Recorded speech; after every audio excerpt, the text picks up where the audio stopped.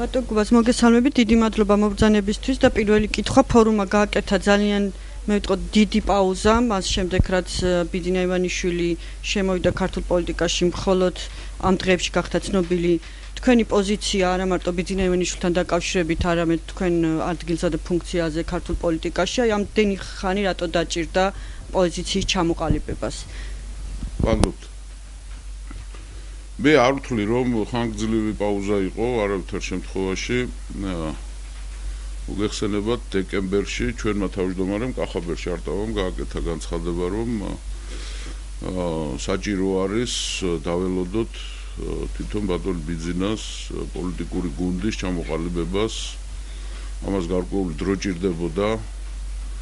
რომ ჩვენთვისაც საინტერესო იყო ხო როგორ სუბიექტთან ვისთან როგორ არანაირად გვექნებოდა ურთიერთობა. ასე რომ მე არ ავთვლი რომ ეს დროში გაწელილი იყო, მე ვთვლი რომ ეს საკმაოდ გონივრული ვადები იყო იმისათვის რომ ჩამოყალიბებულიყო ორივე მხარე. კონსულტაციები ჰქონდა ამ პერიოდის განმავლობაში, გასაგები მიზეზების გამო არ ვახმაურებდით ჩვენ ამას, არც ჩვენ და არც ბატონი ბიძინას მხარე, იმიტომ რომ სამუშაო რეჟიმში ვიყავით ჩვენ და იყო გარკვეული საკითხები, რომლის აფიშირება მანდამაინც მომგებიანი საერთო საქმისთვის არ იქნებოდა. დღეს ჩვენ ვართ ამ კოალიციის წევრი და მზათა ვართ რომ სრული დატვირთვით მთელი ძალისხმევითა და არსით ჩავებათ ამ საქმიანობაში. მე ვთვლი რომ პრობლემები არ გველოდება შიგნით ურთიერთობის პრობლემა ჩვენ არ აგვაქვს ჩვენ პარტნიორებთან და ვთვლი რომ საკმაოდ დროულად და საკმაოდ სწორ ვადებში გაკეთდა ეს რასაც ქვია ჩვენი ინტეგრირება ამ გაერთიანებაში. მადლობთ.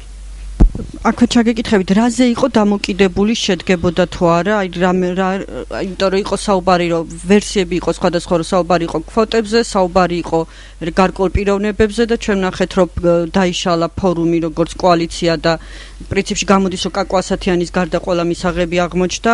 აი რა თემა იყო, რომელმაც გარკვეულწილად გაახანგრძლივა მოლაპარაკებები? რაც შეეხება ბლოკის დაშლას, მოგეხსენებათ თავის დროზე ბლოკი ქალთა პარტიასთან და ტრადიციონალისტთა კავშირთან ერთად ჩვენ გავაკეთეთ. მაშინ მოგეხსენებათ 6 ჯერ რუიანის ფორმატი იყო, შემდეგ 6-იანის ფორმატი იყო. ქალთა პარტია და ტრადიციონალისტთა კავშირი მხარს უჭერდა საარჩევნო კოდექსის ცვლილებებს. მათ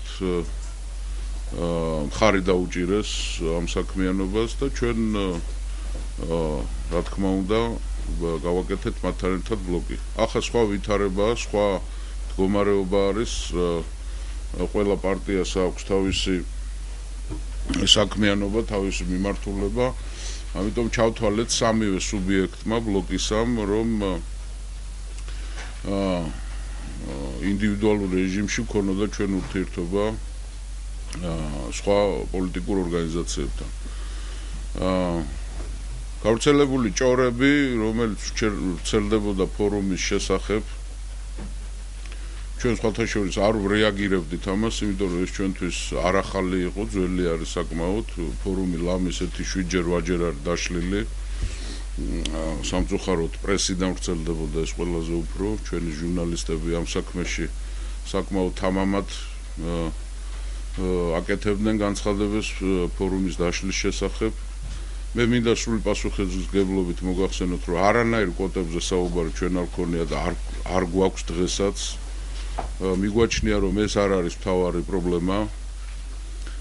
მთავარი საქმიანობა მიმართული უნდა იყოს ინტეგრაციისაკენ, ფორუმის ინტეგრაციისაკენ. მოგეხსენებათ, ჩვენ ახალი წევრები ვართ ამ კოალიციის. ამიტომ მთელი ჩვენი ძალისხმევა და ჩვენი საქმიანობა ჩვენ პარტნიორებთან გულისხმობს ზუსტად იმას, როგორ მოხდეს ჩვენი სწრაფი ინტეგრირება და უმტკივნეულო ინტეგრირება ჩვენი ორგანიზაციებით. მოგეხსენებათ, ფორუმ საკმაოდ ძლიერი ორგანიზაციები ყავს დედაქალაქში და რაიონებში. საკმაოდ მრავალრიცხოვანი პარტია არის ჩვენი პარტია.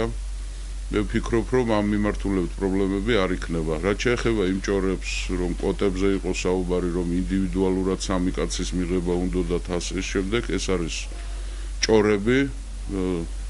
საბედნიეროდ არ გამართლდა ეს ჭორები, რომელიც ჩვენს პრესაში ვრცელდებოდა ძალიან ხშირად, როცა ფორუმი გარკვეული ტაქტიკური მოსაზრებით დუმილს არჩევს ხოლმე, ძალიან ხშირად ვრცელდება ჭორები ჩვენ შესახებ. მადლობა ღმერთს, ეს ჭორები მე მგონი თქვენ თვითონაც ხედავთ, რომ არ გამართლდა და ვერც გამართლებოდა ვერანაირად. ბატონო გუბას, თქვენ ახსენეთ, რომ კოალიციაში გაქვთ ურთიერთობების პრობლემა არ გაქვთ, მაგრამ თქვენ ეროვნული საბჭოდან დაწყებული ძალიან ბევრ გაერთიანებაში ყოფილხართ, ის ძალები, ვინც ახლა კოალიციაში ხართ, მაგრამ ეს ერთობები ან არჩევნებამდე ან რაღაცა დასახულ მიზნამდე ვერასოდეს ვერ აღწევდა, ისე იშლებოდა. ახლა როგორია თქვენი ურთიერთობა, რაზეა დაფუძნებული, რატო ფიქრობთ, რომ ეს იქნება გამარჯვების ფორმულა და კიდევ ერთ შეკითხვას დაგისვამ. თქვენი კოალიციაში მიღებით გაჩნდა მოსაზრება, რომ აქამდე თუ რესპუბლიკელები იყვნენ დომინანტები კოალიციაში, ახლა თქვენ ჩაანაცვლებთ. დავიწყებ ბოლოდან. მე არ ამგონია, რომ რესპუბლიკელები იყვნენ დომინანტები და არც არავინ არ არის დომინანტი. მე დიდი იმედი მაქვს და დარწმუნებული ვარ ამაში, რომ იქ იქნება დომინანტი მხოლოდ და მხოლოდ ჯანსაღი მოსაზრებები და მიზანშეწონილობის მიხედვით იქნება იქ გადაწყვეტილებები მიღებული.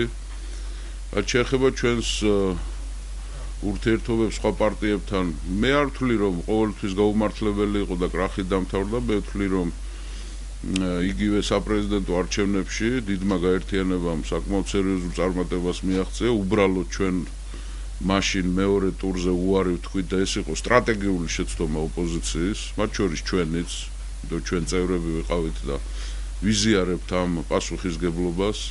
მე არ ვარკვევ ახლა ვინ მცირე და ვინ მეტად დააშავა ამ საქმეში, ამას ქვეყნისთვის საერთო ჯამში მნიშვნელობა არ აქვს.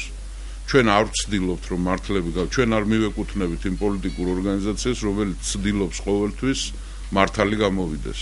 არავითარ შემთხვევაში ჩვენ ვთვლით, რომ მეორე ტურზე უარის თქმა იყო დანაშაული ქვეყნის წინაშე, ჩვენ ამ პასუხისგებლობას ვიღებთ და ვთვლით, რომ ჩვენ თანამონაწილენი ვართ აგვისტოს წაგებული ომისა, იმიტომ რომ ჩვენ რომ მეორე ტურზე არ გვეთქვა უარი, სააკაშვილი ხელისუფლებაში ვერ დარჩებოდა და ბუნებრივად მე დიდი იმედი მქონდა, რომ ეს ომი არ მოხდებოდა არავითარ შემთხვევაში. ასე რომ პოლიტიკური ორგანიზაცია, პოლიტიკოსი, რომელიც პასუხისგებლობას იღებს და აღიარებს შეცდომებს, ჩემი ღრმარწმენით ეს ნიშნავს ერთ რამეს, რომ ის ამ შეცდომებს შემდეგში აღარ გაიმეორებს. განსხვავებით სხვა პოლიტიკოსებისგან და სხვა პოლიტიკური პარტიებისგან, რომლებიც ყოველთვის ცამდე მართალი არიან, მაგრამ ქვეყანა ნანგრევებშია დღეს.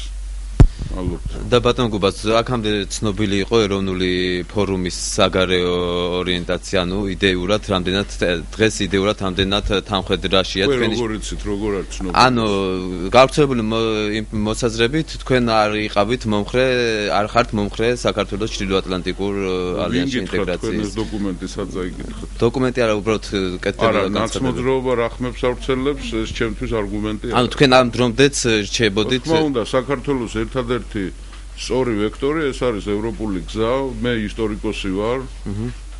და ამ საქმეში შედარებით მეტი მესმის ჩვენი ბოლო 2000 წლის განმავლობაში, რაც დაფიქსირებულია, საქართველოს ბუნებრივი ლტოლვა ყოველთვის იყო ხმელთაშუა ზღვის სამყაროს ეძახოდნენ, დღეს ამას ჩრდილოატლანტიკური სივრცე ქვია, მე ამას ევროპულ სივრცეს დავარქმევ, იმიტომ რომ ჩვენი სახლი არის მაინც ევროპული და ჩემთვის გარკვეული სიმბოლიკა არის ამაში ფარსმანის ძეგლი რომში, მარსის ველზე, რომელიც 2000 წლის წინ დაიდგა. საქართველოს ისტორიულად წარმატებებს აღწევდა მაშინ, როცა ჩვენ მქონდა მტკიცე ურთიერთობები, სამოკავშირეო ურთიერთობები დასავლეთთან, მე ვგულისხმობ ჯერ რომის იმპერიას, შემდეგ ვგულისხმობ ჯვაროსნებსა და დავით აღმაშენებელს შორის ურთიერთობებს, ასე რომ ჩვენ ეს გაცნობიერებული გვაქვს სრულად, ჩვენ მიგვაჩნია, რომ ევროპული გზა არის ჩვენი გზა, მაგრამ ეს გზა უნდა იყოს ნაკლებად ხიფათიანი, იმიტომ რომ ბევრი მტერი ყავს ამას ქვეყნის შიგნით და ქვეყნის გარეთ განსაკუთრებით ჩვენს ევროპულ ინტეგრაციას, მაგრამ მე მიმაჩნია, რომ ეს შესაძლებელია სავსებით. თუ იმაზე ვისაუბრებთ, რომ ხელისუფლება იჩემებს დღეს ამას, ხელისუფლება გაცილებით უფრო დააშორა საქართველოს ევროპას, ვიდრე აქამდე იყო, თუნდაც შევარნაძის ხელისუფლების დროს, რომელიც ავად თუ კარგად მაინც ახერხებდა ბალანსის პოლიტიკას. მე ვთვლი, რომ 2003 წლის შემდეგ ჩვენ უფრო დაშორებული ვართ ამ სივრცეს, რასაც ჩვენ ევროპულ სივრცეს ვეძახით, ვიდრე სინამდვილეში გვეუბნება და გვარწმუნებს სახელისუფლებო პროპაგანდა.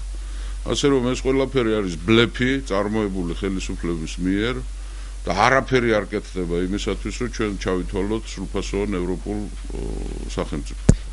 ზოგადად ევროპული გზა გასაგებია, რომ მემხრობით ბატონ გუბას კონკრეტულად ჩავიკითხებით ნატოსთან მიმართებაში ეროვნული ფორუმის პოზიცია.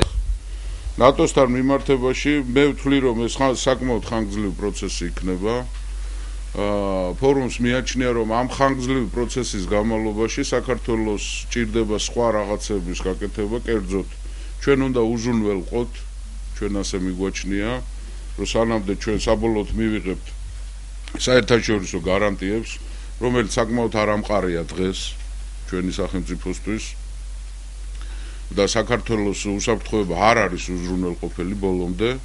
ჩვენ მიგვაჩნია, რომ ამ ხანგრძლივი პერიოდის განმავლობაში ჩვენ საშინაო დავალებები გვაქვს გასაკეთებელი. კერძოდ ეს ორი რამით შემოიფარგლება, ეს არის ხანგრძლივი მშვიდობა და ეკონომიკური აყვავება ჩვენი ქვეყნის. ამას აუცილებლად ჭირდება, ჩვენ თუ ამას უნდა მივახციოთ, ამას აუცილებლად ჭირდება დემოკრატიული ინსტიტუტების გამყარება.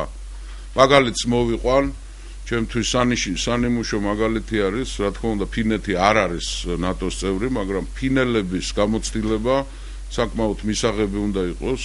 მათ ჰქონდათ ისევე როგორც ჩვენ რუსეთის იმპერიასთან პრობლემები და მათ თავის გამოცალკევება რუსეთის იმპერიისგან მოახერხეს ის, რომ მათ შექმნეს აბსოლუტურად საპირისპირო სახელმწიფო სისტემა. კერძოდ ფინეთში დამყარდა დემოკრატიული ინსტიტუტები და ფინეთი დღეს არის ერთ-ერთი წარმატებული ქვეყანა, ხო?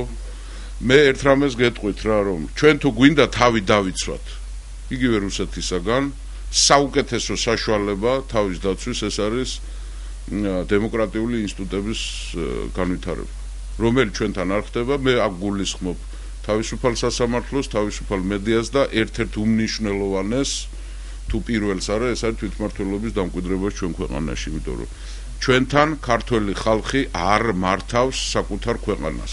საკუთარი ქვეყნის მართვაში საქართველოს მოსახლეობა არ მონაწილეობს, ეს არის ფაქტი. ანუ ფინური მოდელი ახსენეთ, ანუ როდესაც ფინური მოდელი მე არ მიხსენებია, ძალიან გთხოვთ რომ ნუ გადავიყვანთ იქეთ. მე ვთქვი ფინელების გამოცდილება სახელმწიფო მოწყობასთან დაკავშირებით. თორემ ფინურ მოდელზე აქ არ არის საუბარი. ანუ ჩვენ ქვეყნისთვისაც უკიანი იქნება, რომ მათი მაგალითი გავიგებთ. დემოკრატიული ინსტიტუტების დამყარება ეს არის ერთადერთი, არა ერთ-ერთი, არამედ ერთადერთი გამოსავალი ჩვენი ქვეყნისა. ჩვენ არა გვაქვს არც ნავთობი, არც დიდი ბუნებრივი რესურსები, რითაც შეიძლება ვაპელირებდეთ ჩვენ სოფლიო პოლიტიკაში. ერთადერთი რაც ჩვენ გვაქვს და ამას უნდა გაუფრთხილდეთ და უფრო უნდა გავაღრმავოთ, ეს არის ჩვენ რეგიონალური ლიდერები უნდა ვიყოთ დემოკრატიული ინსტიტუტების მხრივ. ეს ძალიან მარტივი საქართველოს მართლა ჭირდება დემოკრატია. ეს საკმაოდ გახუნებული სიტყვა არის დემოკრატია და მცნება სხვათა შორის, იმიტომ რომ ძალიან აზარალა დღევანდელმა და წინა ხელისუფლებამ და საკმაოდ დისკრედიტირებული არის ჩვენ ხალხში. ძალიან ბევრმა ჩათვალა, რომ თურმე ეს ყოფილა სინამდვილეში დემოკრატია, რაც დღეს აგვაქვს ჩვენ საქართველოში, ეს არის ანტიდემოკრატია. ეს არის ფასადური, ეს არის რაღაც სიმბოლო არის სხვათა შორის გადაღებული სახლები ამის. როგორი სახლებიც აგვაქვს გადაღებული ერთი მხრიდან, პოტიომკინის სოფლებივით, ხო? ასევე გადაღებილია ჩვენთან დემოკრატიაც. სინამდვილეში ჩვენთან დემოკრატია არ არსებობს.